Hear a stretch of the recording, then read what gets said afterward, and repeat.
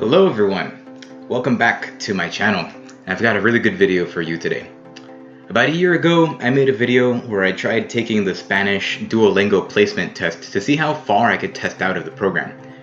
And after some suggestions from commenters on that previous video, I finally settled down to take the final Spanish exam on Duolingo. So that's exactly what you're going to see today. We're going to go through the exam, and we only have 3 strikes, so if we make 3 mistakes, we are completely out. So the goal is to make it through the exam and see, can a native speaker ace the final exam this time? Now, if you like these Duolingo videos, I want you to let me know in the comment section below, what's a language that you would like to see me tackle in the future on Duolingo? It could be something that's similar to Spanish if we want to try to go for a placement test, or it could be something totally new for a new challenge to take on. Remember, give this video a like if you're liking it while you're watching it, and remember to subscribe so you stay up to date with videos in the future. Okay, so without further ado, we're going to get into the final exam. You can sit back, relax, and follow along. So I'll actually be giving my commentary spoken. It's going to just be here and there, and we'll see how it goes. 10 minutos para seleccionar los ingredientes. Starting out something pretty easy.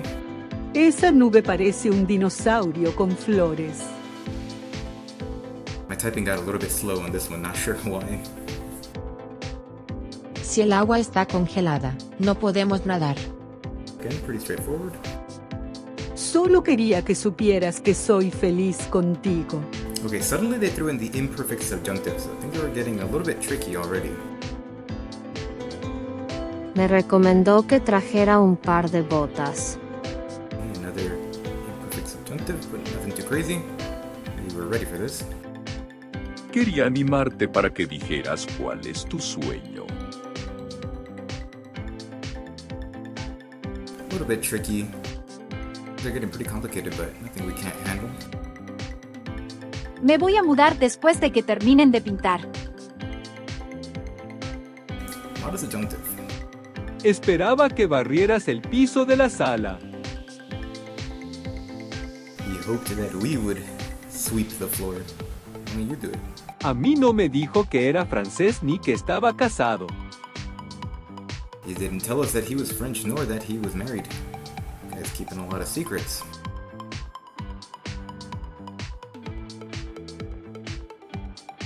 Investigaron al dueño del banco y no encontraron nada. Yeah, we're going back to some pretty more straightforward stuff. No subjunctive in here, just straightforward statements. Gasta $100 y recibirás $10 de regalo.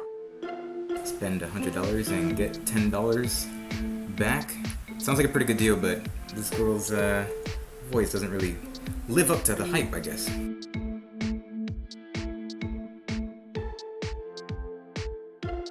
Pensamos en viajar y conocer otros países. So this is where the first ever happens. You'll see in a second.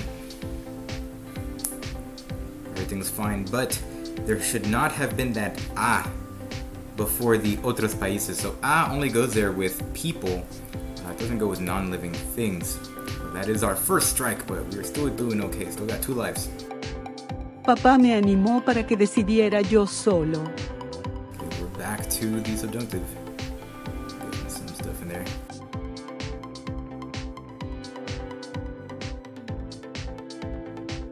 Sí, se lo dijimos hace una hora, pero no ha respondido.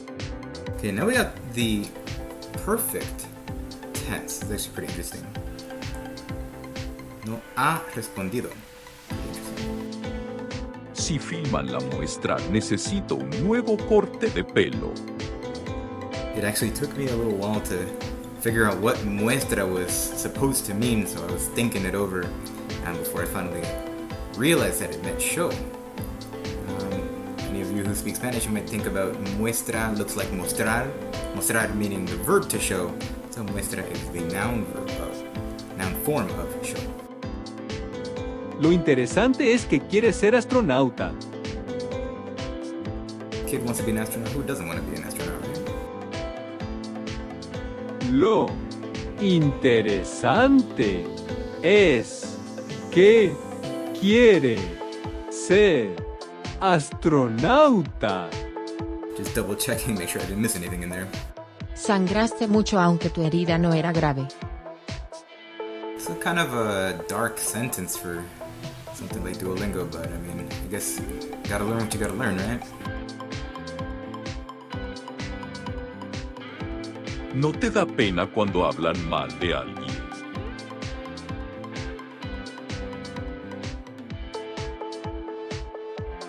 Aprobaron tu solicitud para el seguro de salud. Pretty straightforward preterite tense. I don't think anything too scary in here. I think I was thinking about solicitud as application. At the time, it took me a second to really remember what that was supposed to be, but pretty easy to figure it out from context, though. Cuando lo contrate, necesitaré un presupuesto. Sometimes this kind of thing can be tricky. Cuando lo contrate, necesitaré un presupuesto. The thing that I think is tricky here is the contrate.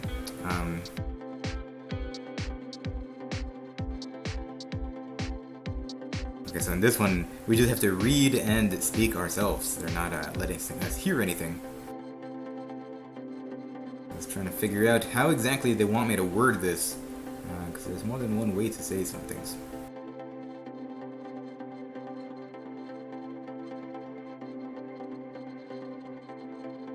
Okay, another one where we just have to read the English and type the Spanish.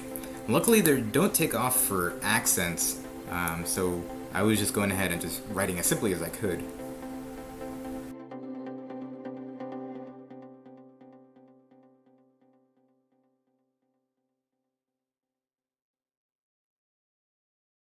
Right, it took me a long time to remember what tray was too. I think I had seen it recently, so it came to mind, but when I first saw that English word, it had me in for a bit of a shock. Right, don't get too close to the crocodile, it's dangerous. Very good advice from this little boy here.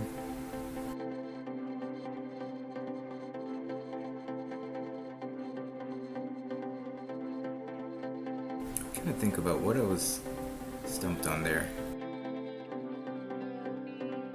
Maybe the preposition al, I think that's what I was thinking about. I wasn't sure it should be al.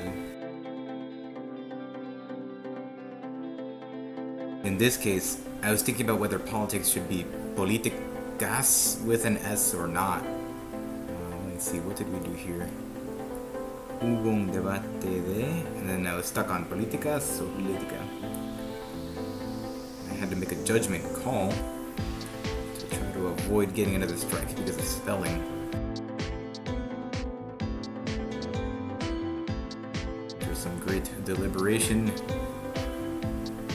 decision was to do política singular, and that was the right call.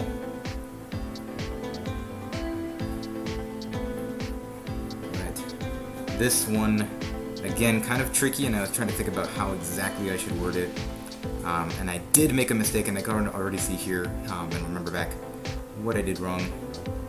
A lot of the times, we can make regular verbs into reflexives if they have to do something with you or your emotions, but this is one case where Duolingo did not want that and actually cost us a heart. So we only have one heart left.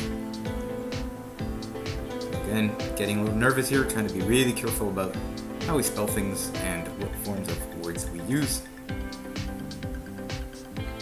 This one was not too bad as long as we didn't make any careless mistakes. This one is another one where I wasn't quite sure whether we should use the passive tense or not. So I was thinking about whether it should be debe ser colgado or colgada, because decoración is feminine. And it was not, she did not want passive, they wanted it straight up as a statement. So we're out of lives. This is where it's real crunch time. We can't make any more mistakes. We cannot afford to make any more mistakes. Otherwise, we are out. And this one uses some subjunctive. We're almost there. I think this is the last question, so if we make it through here, we have passed the exam. Let's see.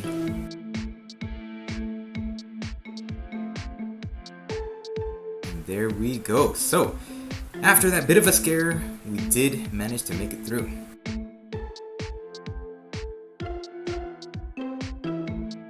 So here are the results. We've got 100 experience for the day, pretty cool. Unlocked 193 skills.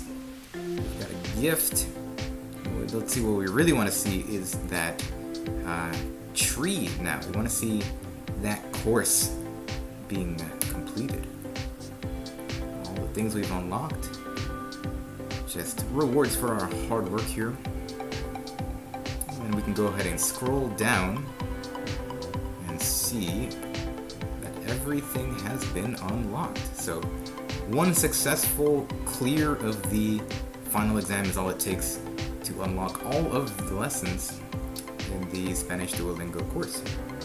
Get to the bottom, and you'll see a nice little trophy there. If you click on it, go ahead and it shows you that you've completed the Spanish skill tree. You're done with the course. It's really up to you whether you want to review those or call it a day. Alright, well, that wraps up that. So we did manage to pass the final exam.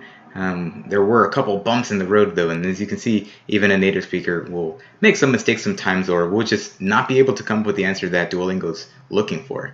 But I'm glad that we were able to wrap that up. So it was about a year in the making, and now it's on to bigger and better things. So we'll have to see what else we can do on Duolingo, whether that's tackling a new language or whether that's taking a final exam for a language that I do speak already. Anyway, I want to thank you again for making it to this far in the video. Like and subscribe if you haven't already, and I look forward to seeing you in the next video. Have a good day.